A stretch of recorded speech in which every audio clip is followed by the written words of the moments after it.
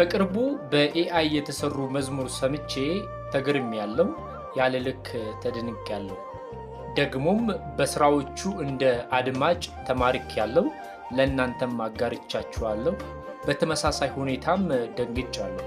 ምክንያቱም ወደፊት ለዘማሪዎችና ለዝማሪያችን ስጋት ሊሆን እንደሚችል ምንም ጥርጥር የለውም። አሰራሩ ሁለት አይነት ነው። አንዱ ግጥምና ዜማ ሰጥታችሁት ሙዚቃውን ቀምሮ አሬንጅ አድርጎ የሚሰጥ ሲሆን ይህንን በደንብ ሞክሬ 100% ፐርፌክት ነበር። ሁለተኛው እኔ ያልሞከርኩት ከሌሎች እንደሰማሁት ደግሞ ግጥምና ዜማውን ከነ ሙዚቃው ጣጣውን የጨረሰ ከፈለጉ ነጠላ አሊያም ሙሉ አልበም አበጅቶ ይሰጡታል የሚባል ነገር ሰምቻለሁ።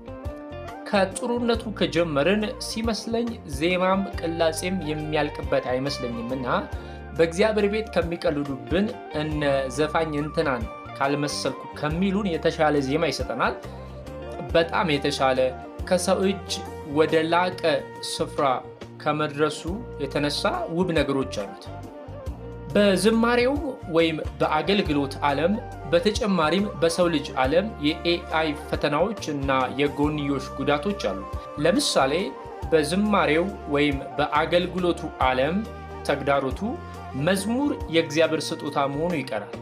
የዝማሬም የስብከት ምንጭ ወደ ሆነው መንፈስ ቅዱስ ተጠግቶ ከመቀበል ይልቅ የሰው ሰራሽ አስተውሎት ወይም ኤአይ ውጤት ይሆናል።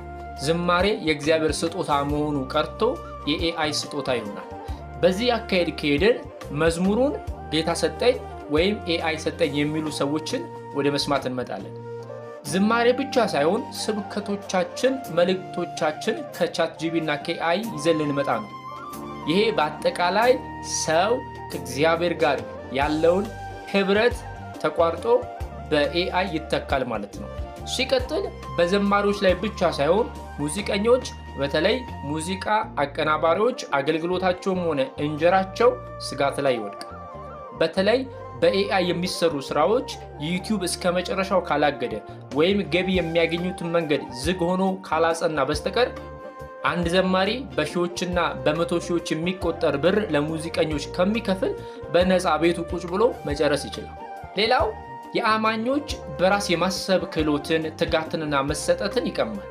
አማኞች ለችግራቸውና ጥያቄያቸው እግዚአብሔርን መጠየቅና መፈለግ ትተው መፍትሄ ለማመንጨት ኤአይ ላይ ጥገኛ ይሆናሉ። ባጭሩ እግዚአብሔር ላይ ያለውን ጥገኝነት ይሰርቃል። ኤአይ 666 ነው ከሚሉት ወገን አይደለሁም። ነገር ግን የሰው